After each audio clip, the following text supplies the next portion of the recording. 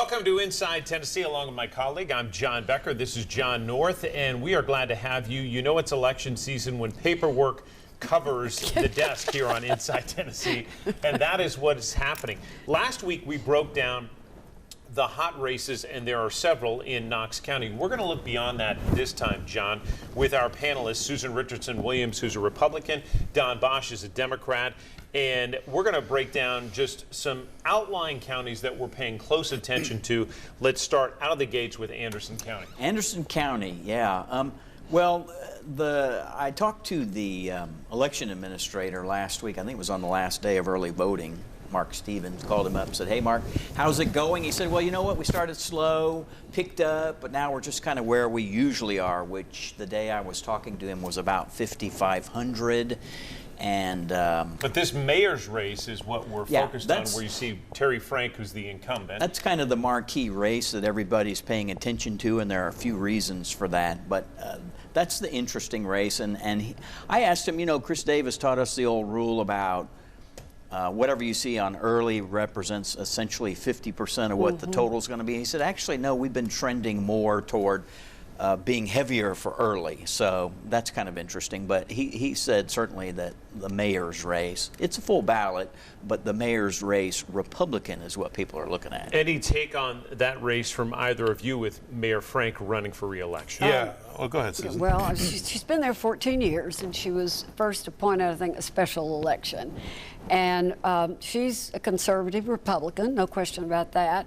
But I do think, and her opponent is a county commissioner, Josh Anderson. I think Mayor Frank will win, but it may be a little bit closer than anybody suspects. She also served as a panelist on Inside Tennessee. I should mention that. Sat next to you as a spar. How delightful. Susan and I have our moments, but we do a little better together sometimes. But, you know, Terry is a firebrand out there. She's not conservative. She's a MAGA Republican. It's a different stripe, and she has been. Anderson's mounted a heck of a race, and I've talked to people largely associated with the Oak Ridge and Y12 facilities, and they feel like that Terry Frank may be in trouble in this race. And so I think, like it's been said, it's going to be a close race. I don't think it's going to be a runaway. I heard a little bit of that as well, that this may be the race where she loses. We'll see. Let's move to a couple of counties that are making history in terms of the mayor race, and that is Blount County. Let's start there with Ed Mitchell, who is not running for re-election. And John, he's been there 16 years. He has. By the way, Mayor Mitchell, we hope you're feeling well. And the invitation remains open. We hope you'll come on this summer. He has been there and decided that he was ready to retire. He also previously was a longtime firefighter. So that's a very interesting race to watch, and that's probably also the marquee race down there. What I think is interesting there is you have in the Republican primary 5 men who are running. And so that's a pretty wide ballot. The dollars that are being spent there are very interesting. I took a look at that, and what strikes me is that Jerome Moon, who is a state lawmaker, is probably the leading spender, but there are also a couple other guys who are throwing some money down, and you're probably looking at a race that'll end up with, I don't know, about $150K maybe. Which is a lot of money for Blount County historically, and 5 people in a race. I mean, irrespective of the politics, could be anybody. It's going to divide One Democrat, he spent nothing. Doesn't have to yet. Beauty of primaries. Susan, any hot take on that one? No, I think Jerome Moon certainly has the name ID, and if he's raised the money, you've got to assume he's going to be the front runner. But again, 5 people, you only got to get 20% plus 1 to win that race. Sevier County also electing a new mayor for the first time in 48 years. Wow. Larry Water on this broadcast a couple of weeks ago. You can watch that interview. But John, this will make history in that county. Yeah, that's a very cool sort of cottage industry down there. It's watching that race evolve since Larry Waters was elected in the late 1970s. It's going to be really cool to see. There are 2 men running in the Republican race. There are a couple independents, so Tuesday will not totally resolve it. We could still see something crazy happen, but no Democrat. But it's the vice mayor, I think, who is running, and then there's another fellow named Jerry Grubb. Yeah, Brian McCarter is the vice mayor. I think he's probably the candidate that will win, according to some of my folks in Sevier County. But will he be there 48 years? I mean, honestly, when you think about that, That's Larry Waters been there that long, the same number of years that Lieutenant Governor Randy McNally served. 48 years is pretty astounding. The sheriff's race down there is kind of interesting as well, but the people I've talked to in Sevier County believe that the incumbent is going to hold on to that seat without too much difficulty.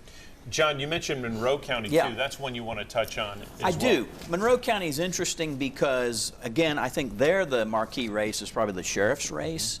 Tommy Jones is running for re-election. He's got an opponent in Jimbo Kyle. This TV station has been running numerous stories about the sheriff's office for the last year or so. It's just got to acknowledge that that's the truth. Jones has the power of the incumbency. There have been on social media, you and I were talking about this before we started taping, he's taken a beating, but other people are like, that's not really the reality. Full disclosure, I've represented Sheriff Jones and still do. I've talked to Tommy today even, or the day we tape, and he's confident. I've talked to some other people down there confident. The vote totals down there are an interesting thing to watch. They're about the same as they were in the last corresponding election 4 years ago. But that's really kind of depressed because Monroe County has grown quite a bit population-wise. And I know Sheriff Jones feels very good at where he's at right now. He has gotten a lot of criticism on social media, but again, I think people look at social media just a little too hard, thinking that is really representative of the vote and the people. But if you start parsing down who's commenting, a lot of those people aren't residents, don't vote, and not too worried about that. But it'll be an interesting race to watch. I was just going to say about Monroe County, I talked to James Brown, the elections administrator. Mr. Brown, thank you, appreciated it. He was anticipating about 11,000 total voting, and there are about 31,000 registered voters down in Monroe County. Right. Doing my canvassing, he reminded me that Monroe County is one of a handful that has convenience voting. So on Tuesday, Monroe County voters can go anywhere that's a designated What a great voting idea. site. It really is a great idea. There are no, is. I think Wilson County is one. There are a few others, maybe in Middle Tennessee. That's a really interesting idea. And I didn't realize it until you brought it up that it's a local decision, that the locals can control it, not the state. Yeah, and some like that idea and some don't. Yep. We're going to take a quick break on Inside Tennessee, back with more election coverage looking beyond Knox County, but we'll also bring it back because we want to look at some dollars that have been spent in Knox County. It's a lot on the table. We'll be back after this.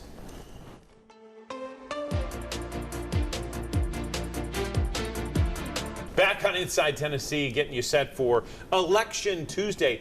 It is a big one in East Tennessee, and we are going to see a lot of changes we haven't seen in a long time. That's fair to say. Susan, let's look at Loudoun. That's on your list. Loudoun County has a sales and use tax that's on their ballot, and it was just last year that they had a 17% increase in taxes to fund a high school. So a lot of people are still upset about that. And the assessor has just sent out some assessment changes. Well, Some you know of the property what that values have does. gone up, but they And don't understand they the don't corresponding understand it. decrease in what they're Nobody paying. understands that. They just get in the mail that your property value has increased dramatically. So I'm guessing, just things, this is not going to pass. The anti-tax sentiment that goes around these days. That goes around generally. It's probably not going to pass there. But, you know, they obviously have reason they'd like to see additional And it seems the other races revenue. aren't too heavily No, contested. they're but not. they- This is a big talk in I Loudoun haven't pulled the County. numbers, but it would be interesting to see how much money has been spent, pro and con, on that. Yeah, I don't know the answer to that, but I'm pretty sure that people are still upset about last year's tax increase. All right, let's move to Union County, All right, John. we're going to throw you a bit of a curveball. Union County not on the ballot Tuesday because they don't do primaries, because they don't want to be mean to each other. Well, they also want to save money. There are a few counties around this part of the country and this part of the state that historically they have sort of a gentleman's and gentlewoman's agreement that they're going to run as independents, so they don't have to spend that primary money, and they all just get into the free-for-all. Not a bad strategy, not a bad idea. They're all generally conservative. When I talked to the elections administrator, she was like, we just don't want people to be at each other's throats. And I'm sure that what you cited is also a logical reason. So they don't have a race until August. That'll be fascinating. Incumbent sheriff is not running, so that'll be a wide open sheriff's race. The only other thing I wanted to say about Union County, although they are our friendly neighbors to the north, is that one of the candidates for sheriff is a fellow named Jerry Lawson, who is on the sheriff's department right now, but he also is the mayor of Luttrell. So He can't have two titles, so the plan is he would The county sheriff's salary is going to be about triple the mayor of He'd Luttrell. stick with sheriff, and then they would have the vice mayor, I think, of Luttrell hang loose for about 6 months, and then they'd have an election. Let's talk money in Knox County, because you've added up some figures in the sheriff's race, John, and we saw the most recent disclosure earlier this week on Tuesday. That was the deadline to file. And you looked at both the mayoral race, which has some big numbers. We'll get to that. But Yeah. let's start with the sheriff's race. Sheriff's race, I underestimated how much money was going to be spent a week or two ago about this significantly. It's just very interesting that you've got 4 men, as you know, 4 Republicans that are running in this race. David Amburn, who is with the sheriff's office, Mike Davis, who used to be with DEA, Brent Gibson, who retired from KCSO, and then Jimmy J.J. Jones, who has already been the sheriff. It's just interesting. Amburn he jumped into the race like early this year. He spent $182K, and we're not done. The meter's still running. He jumped in obviously. early but late, if you will, because Right. So, at the Bernie Lion. Because When of Bernie Bernie. Lyons did Yeah, there. after Bernie It's sort passed. of a perceived void. That's way more than the other 3, not combined, but individually. Mike Davis has spent about $94K. I think he's taken out a personal loan. Brent Gibson spent $96K. JJ spent about $95K. That's kind of, for those 3, that's where they are. And then Amburn is way up here. Total is about $467, and we're not done. And when you look at those numbers, for the 2 of you who have followed races like this, $250,000, $500,000 to spend on a sheriff's race, is that something you'd expect, Susan? I would say this time, no. but no. But I mean, this is unusual. Yeah. But this is an unusual race. No Democrat in the race. Nope. This is Susan and I disagree on the Republican side.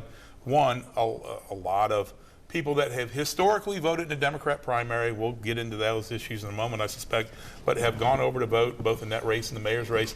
And because they want to vote in the sheriff's race, there is no Democratic candidate. And so they want to have a say in who that's going to be. And again, there are a lot of independents that decide which primary should I vote in and have more play.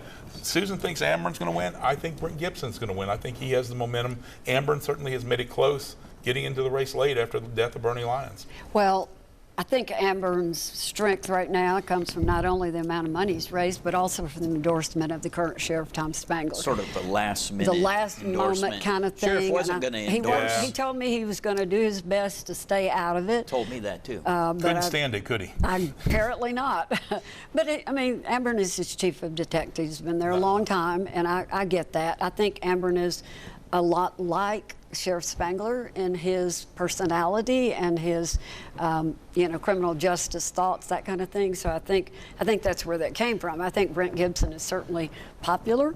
JJ, don't discount JJ Jones. Name recognition, that's right. Name recognition is a lot, and I've heard a lot of my friends that are active in the Republican Party that are going to vote for JJ. And I'd encourage you to just go watch our conversation Right. with those 4 candidates. You can Yes. do that right now at our website before you vote if you haven't already.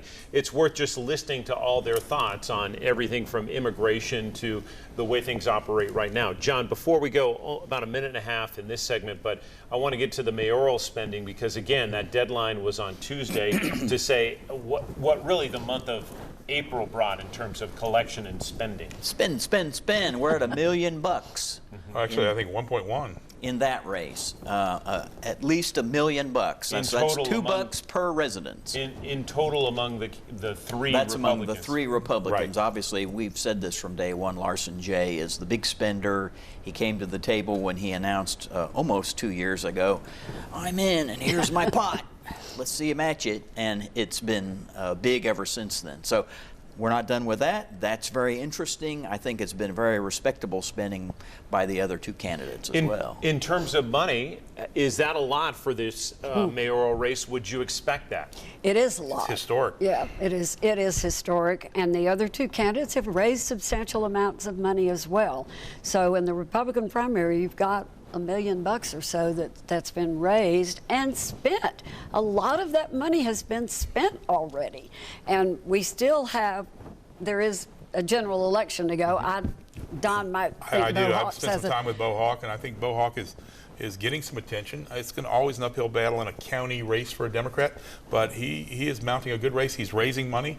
He's getting around, and he is well-liked, a very interesting guy with a good background to be county mayor. We saw a lot of other politics and developments from a Supreme Court decision this week and calls for a special session from Senator Blackburn and Representative Rose. We're going to get to those questions and more coming up on Inside Tennessee.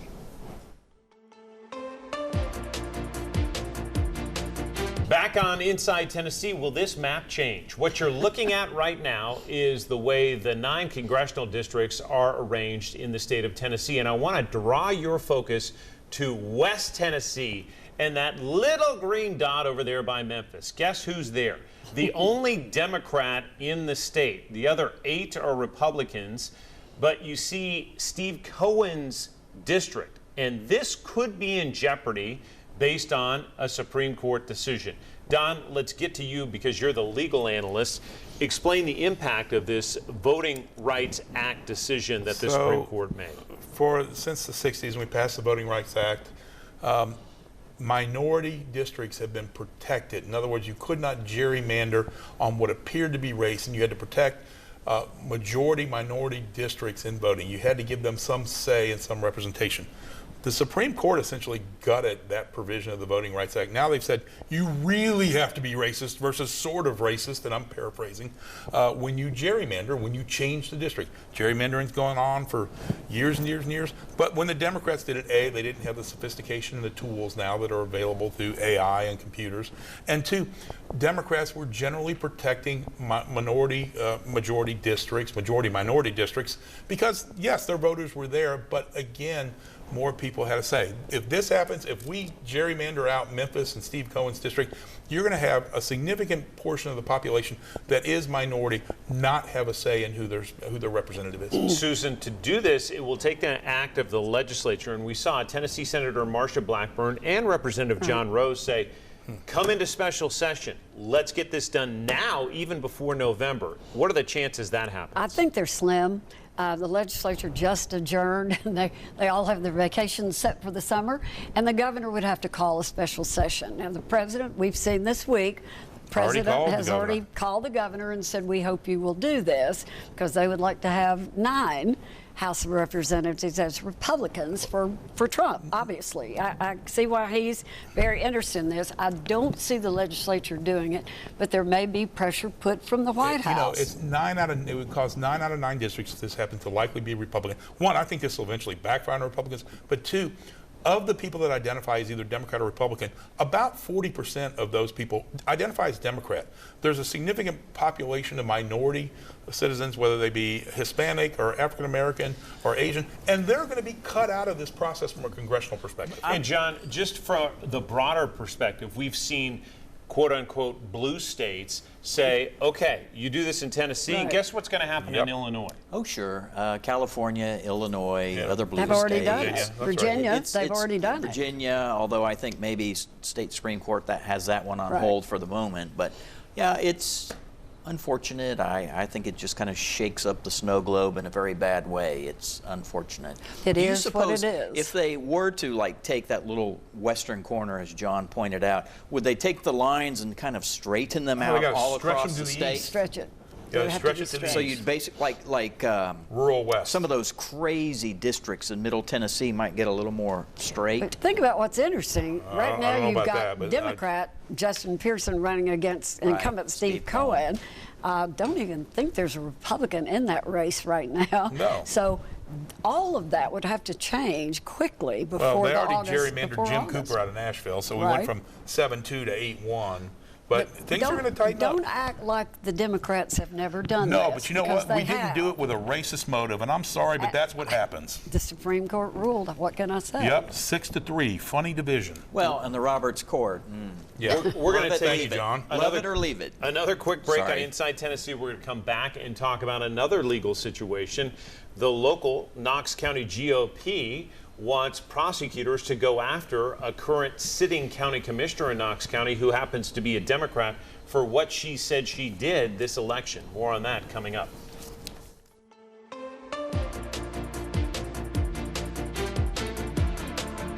Back on Inside Tennessee, I mentioned before the break that we have a legal development in terms of the local Knox County election. John, this involves the Knox County GOP and a Democrat who serves on county commission. Right. There's been a lot of angst out there about, can I vote? Should I vote? I'm not part of this party or that party, because this is, you know, a Republican primary where you have, and we've already been talking about it, like if you want to vote for the sheriff, you got to vote in the Republican primary. So Courtney Durrett, who's a Democrat, announced, hey, I'm doing this because I think it's the right thing to do, and it's also the only chance I'm going to have to vote for the sheriff, and put out a little video there. Then Martin Daniel, who has been on this show, the former lawmaker who's the head of the Knox County GOP, then went to Sharm Allen, the Republican DA, and said, you need to check this out because this is a crime, what she's doing, and she's doing it blatantly. Sharm is like, I'm a Republican, I'm answerable to county commission for money, I get some help there, I can't get involved in this. So, which was the smart decision to make. So now somebody from the DA's conference, I think Steve Crump, will figure out, do we appoint somebody? And Steve may keep it himself. That would be interesting. He's from the He's down also south. a Republican, and he may keep it himself. He may assign it to somebody else. That would be interesting. I predict they won't assign a Democrat DA, say from Shelby County or Davidson County. So legally, Don, this is a state where you do not register by party, which kind of blows a lot of people's minds. You'll hear so many people say, I'm a registered Republican or I'm a registered Democrat. That, but they're and not. You're not. No. So first of all, the statute that is on the books is vague. It is poorly written. It needs to be either abolished, rewritten. We either need to have registration or fully open primaries. The function of being bona fide, saying you're bona fide and you affiliate with a party, I've told people, you can say I'm bona fide today for the Republicans, and tomorrow I'm bona fide for the Democrats. And I don't think there's anything wrong with it, because guess what? The statute doesn't speak to it, and we're controlled by the statute. So this nonsense, we've operated as an open primary state. Always. This is really the first time this has happened.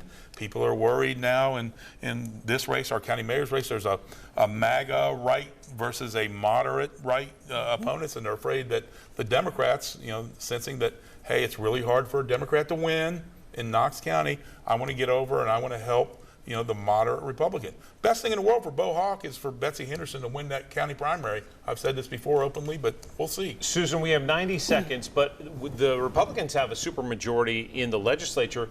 Why don't they just change it and say you do need to register by party? There's been attempts every time they come together for the last several years. They tried again this year. It failed. And some of the Republicans are very upset with some of the folks that voted no on that. But I was former party chairman for the state. I've never seen a case where I really thought crossover voting made a difference or sabotaged someone. First of all, primaries are publicly funded. And so there's an argument there to keep open primaries because the taxpayers pay for it. If the party wants a closed primary, then the party should pay for it. I mean, there is an argument to be made there. And if we do that, then the independents also, if we have party registration, people that really identify as independent are going to be cut out of the primary process. And there's about 30%, 25 to 30% of Tennesseans who think of themselves as independents. Right. And they have an option to vote in either primary, and they do cross over a good bit. But the far right of our party would like to see closed primaries. The moderates don't. Susan, Don, John, we're going to leave it there. We will see you election night. It is Tuesday. We hope you do get out and vote. About 11% right now. That's maybe 1 in 10 deciding this primary. We hope to see you on election night. Until then, have a great rest of your weekend.